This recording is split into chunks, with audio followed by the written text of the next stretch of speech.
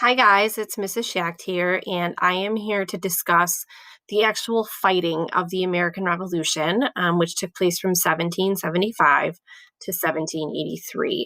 So, as you heard in previous videos, there was fighting that took place prior to the signing of the Declaration of Independence, and that fighting took place just outside of Boston, Massachusetts, at the battles of Lexington and Concord. There was word that the British troops were arriving in order to apprehend not only some members of the Sons of Liberty, but also some military equipment they had acquired. So you may recall kind of that famous ride of Paul Revere, although there were many riders, warning the colonists that the British were coming. And so when the British did arrive, they found many men who were willing to fight at a moment's notice. And there were some casualties on both sides, but that was considered to be kind of the shot heard around the world, to quote Ralph Waldo Emerson.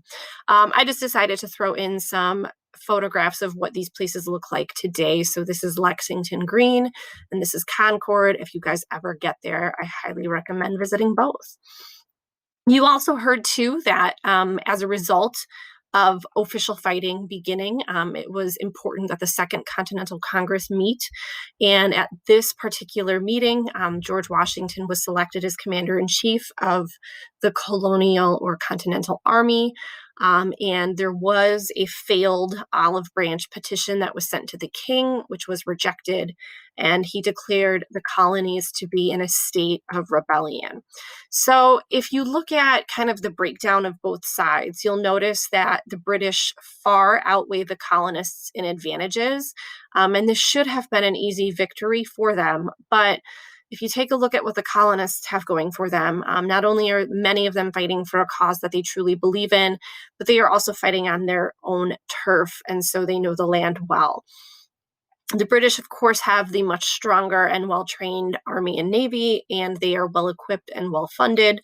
And they do have the support of some colonists known as loyalists in the colonies themselves. However, we know that that doesn't work out for them. When it comes to the support for the war, as I mentioned, there were patriots and loyalists, and those made up about a third each of the colonists, and then another third were at least tried to remain neutral. But patriots obviously would have been people who, of course, supported independence. They would have been members of the Sons of Liberty.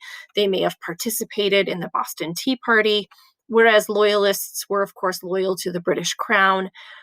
They believed that um, the colony should stay out of this rebellion, and they would have probably not been in support of things like,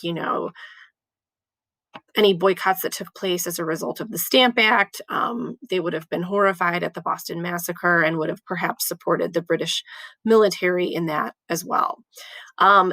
The loyalists, like I said, made up about a third of the members of the colonial population.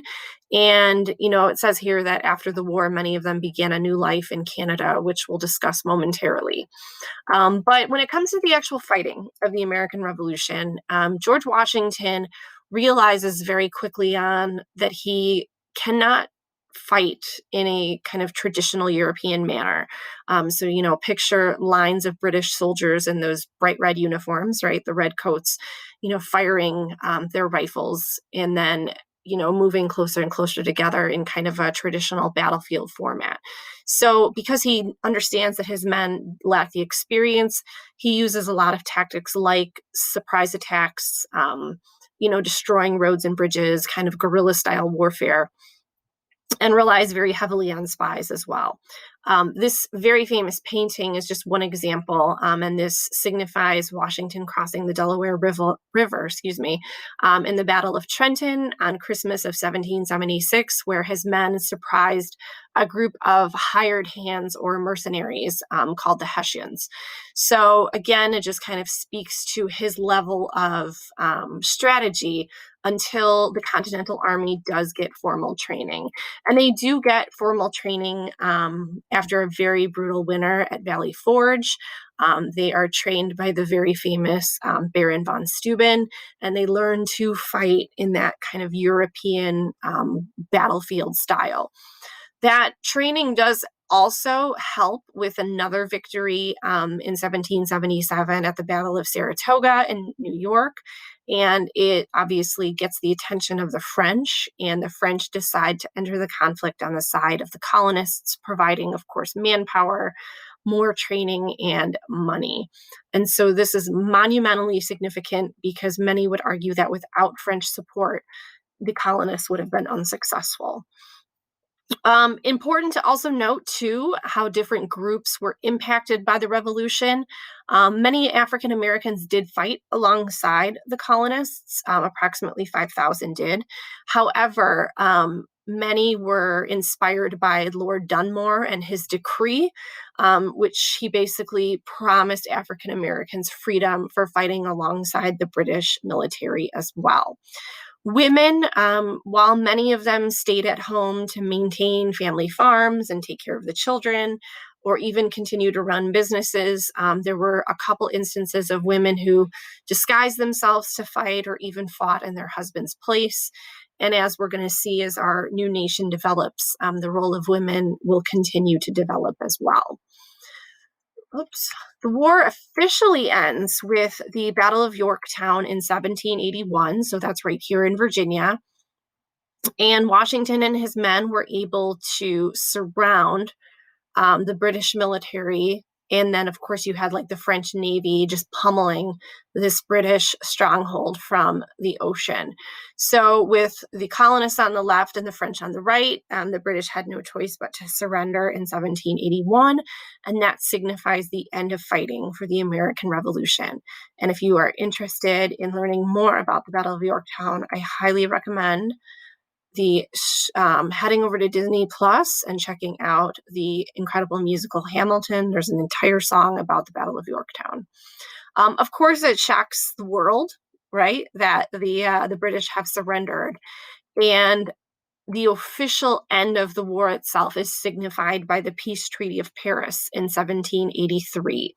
So if you take a look at the British land prior to the war, and then, of course, what the colonists gained, in addition, of course, to independence, they gained quite a bit of land. And so the next question is going to be, okay, so now we've won. What type of government are we going to set up? And as you read forward, you'll realize that the colonists were very careful about creating a government that did not emulate a monarchy. They wanted to get as far away from a monarchy as possible. And so that takes the colonists a couple tries to figure that out. They also have to figure out, how this new land is going to be organized and settled. And as the colonists kind of progress westward, it will then open the door for more land and more opportunities to acquire. So, those are some of the themes that you guys will read about in the next chapter. Again, kind of setting up our new nation, the various governmental structures, of course, the creation of the Constitution, the development of political parties, and then, of course, expansion is going to be a big theme. So, with that said, I hope you guys have a